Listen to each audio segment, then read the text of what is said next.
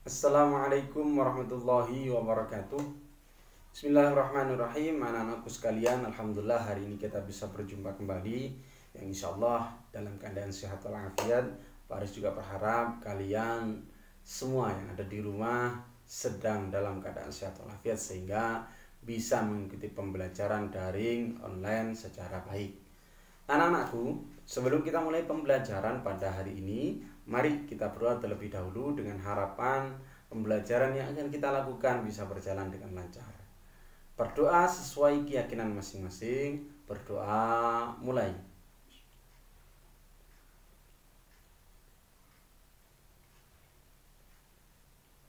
Berdoa selesai. Baiklah anak-anak, pada pembelajaran yang kemarin kita sudah membahas tentang pengertian dan juga dasar hukum dari mewaris, ya, pembagian harta warisan, ya, dan juga pembagiannya di dalam tampil yang kemarin. Anak-anakku, perlu diketahui kembali, Pak Aris tekankan bahwa pembagian harta warisan itu sebenarnya konsep dasarnya itu harus sama-sama ridho. Jadi ketentuan yang mendasar itu harus sama-sama ridho dari ahli waris yang satu juga ahli waris yang lain. Kenapa Pak Aris katakan seperti itu? Bahwa pembagian harta warisan ini sebenarnya dilakukan ketika pewaris atau orang yang memiliki harta warisan itu telah meninggal dan tidak meninggalkan wasiat, misalnya, ya, tidak meninggalkan pesan, tidak meninggalkan wasiat itu, sehingga dibagi sesuai ketentuan yang ada. Akan tetapi anak-anak perlu diperhatikan kembali, ahli waris atau harta waris, misal semua ahli waris yang ada, misal Anda punya saudara 3, dari ketiga saudara itu sepakat, ya, sepakat dibagi harta warisan itu secara sama atau adil, sama istilahnya. Misal punya sawah 3 hektar, misal dibagi 1 hektaran, sudah tidak usah ada yang berbeda, meski saudara laki perempuan dibagi sama, ya, dan semuanya ikhlas, nah, itu tidak masalah. Jadi ketentuan pembagian harta warisan yang ada di sini adalah ketika tidak menemui kesepakatan untuk dibagi secara adil itu tadi, sehingga Islam juga memberikan pandangan pembagian untuk laki-laki perempuan segini, ya, seperti itu. Sebagaimana dalam ayat Al-Quran itu bahwa tidak disebutkan ya orang perempuan lebih banyak, orang perempuan lebih sedikit, tidak, ya. Jadi anak-anakku, intinya ridho birridho, sama-sama ikhlas, sama-sama ridho, berapapun dibagi. Akan tetapi jika salah satu tidak terima, maksudnya tidak harus dibagi sesuai ketentuan, maka silakan dibagi sesuai ketentuan.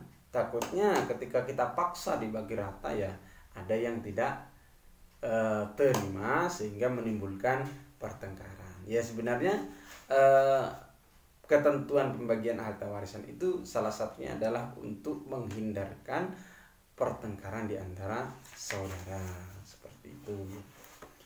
Sekarang kita membahas dalam ketentuan mawaris dalam Islam ketika dibagi sesuai ketentuan yang ada, ya. Jumlah ahli waris yang berhak menerima harta warisan dari seseorang yang meninggal itu ada 25. Yang 15 itu adalah ahli waris dari laki-laki, yang 10 itu dari ahli waris perempuan. Kalau ahli waris laki-laki disebut ahli waris asobah namanya. Kalau perempuan disebut ahli waris dawil furud. Ya, dawil furud itu adalah ahli waris yang bagiannya sudah ditentukan. Kalau dalam pembagian di tabel ini, ya, anak perempuan sudah ditentukan 1/2 dan 2/3. Anak laki-laki asobah itu adalah sisa dari pembagian harta warisan dari dawil furud atau dari ahli waris perempuan, ya. Akan tetapi dengan ketentuan anak laki-laki 2 kali lipat dari anak perempuan, seperti itu. Jadi tidak susah, ya. pembagiannya untuk anak laki-laki itu ya. Karena kita yang penting dibagi anak perempuan dulu, kemudian dibagi anak laki-laki seperti itu. Kemudian syarat-syarat untuk mendapatkan warisan ya, kita bisa mendapatkan warisan dengan catatan ya, dengan syarat satu, tidak adanya salah satu penghalang dari penghalang untuk mendapatkan warisan ya. Jadi tidak satu contoh pewaris itu kita dibunuh oleh ahli warisnya, nah itu kan penghalang ya, membunuh. Kemudian ya itu jadi itu menjadi penghalang sehingga dia tidak boleh mendapatkan warisan ya. Satu contoh, seorang anak ingin cepat mendapatkan warisan, dibunuh orang tuanya, nah ini justru itu menjadi penghalang, Anda tidak bisa mendapat warisan ya. Ini nanti ada sebab itu ya. Kemudian kematian orang yang diwarisi, walaupun kematian tersebut berdasarkan vonis pengadilan, misalnya hakim memutuskan bahwa orang yang hilang itu dianggap telah meninggal dunia ya. Satu contoh, pewaris itu kecelakaan, misal menghilang tidak jelas gitu ya, tidak ketemu. Pengadilan sudah memvonis bahwa beliau sudah tidak ada atau sudah meninggal, maka boleh sudah dibagi warisan itu. Kemudian ahli waris hidup pada saat orang yang memberi warisan itu meninggal dunia. Anak ya itu dalam keadaan sudah ada. Satu contoh, anak yang masih di program hamil misalnya, belum. Tapi di sini ketentuannya ya. Kemudian ini ada satu contoh, jika seorang wanita mengandung bayi, kemudian salah seorang anaknya meninggal dunia, maka bayi tersebut berhak mendapatkan warisan dari saudaranya yang meninggal itu. Ya, jadi misal seorang perempuan masih mengandung, ya, kemudian bapaknya atau saudaranya dari dia itu meninggal dunia, saudara dari bayi itu meninggal, maka bayi itu sudah mendapatkan warisan. Karena apa? Karena statusnya bayi itu statusnya masih hidup, sudah hidup. Ya, karena kehidupan janin telah terwujud pada saat kematian saudaranya terjadi. Kemudian anakku yang ketiga adalah sebab-sebab menerima harta warisan. Sebabnya adalah satu, ya, nasab dari keturunan. Nah, itu boleh. Kemudian yang kedua adalah pernikahan. Makanya ada istri. Ya, jadi yang mendapatkan warisan itu sebenarnya tidak hanya anak, ya.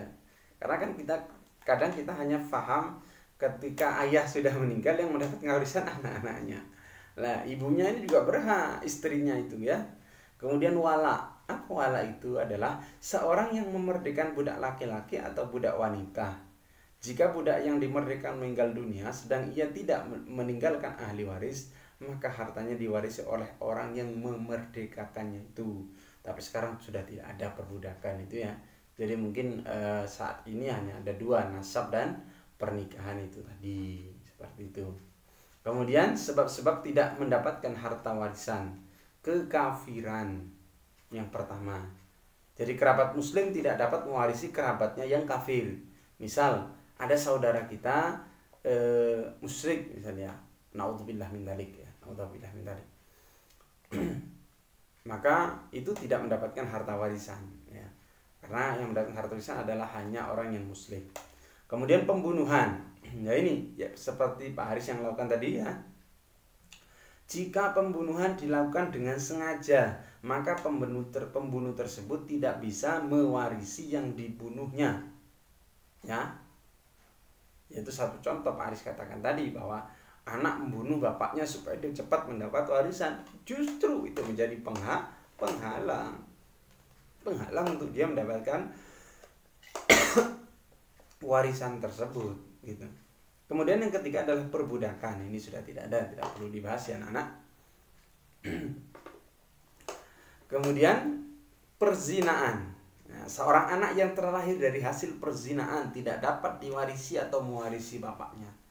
Nah ini pernah, ini yang sangat kasihan sekali ya. Anak hasil dari perzinahan itu tidak bisa mendapatkan warisan dari ayahnya. Maka anak-anak sekalian ya, ketika tolong ya kalian saat ini dewasa, tolong hindari perzinahan tersebut ya.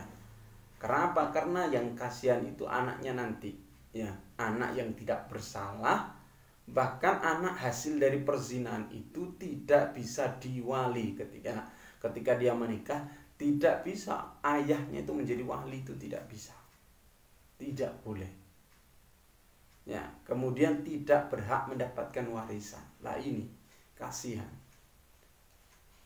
anak yang tidak berdosa, tidak tahu apa-apa, lahir akan tetapi dia mendapatkan dampak dari perbuatan orang tuanya.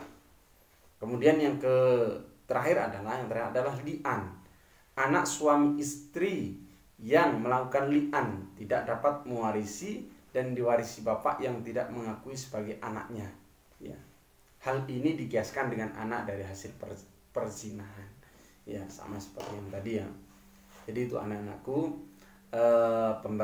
pembagian dari harta warisan ini kembali Pak Haris tekankan bahwa pembelajaran mawaris ini ya, penekanannya adalah pembagian harta warisan harus ridho birridho, ikhlas sama ikhlas semua ahli waris ya. Berapapun dibaginya, mau sesuai ketentuan atau dibagi rata, maka yang penting semua ahli waris itu ridho, seperti itu. Itu yang harus ditekankan pada anak-anak pada ketika pembagian harta warisan. Mungkin cukup itu saja anak-anakku sekalian, semoga bermanfaat. Nanti kita minggu depan kita evaluasi terkait dengan bab dari mawaris ini sendiri. Kurang lebihnya mohon maaf. Allahumma fiqil aqwamit thariq. Wassalamualaikum warahmatullahi wabarakatuh.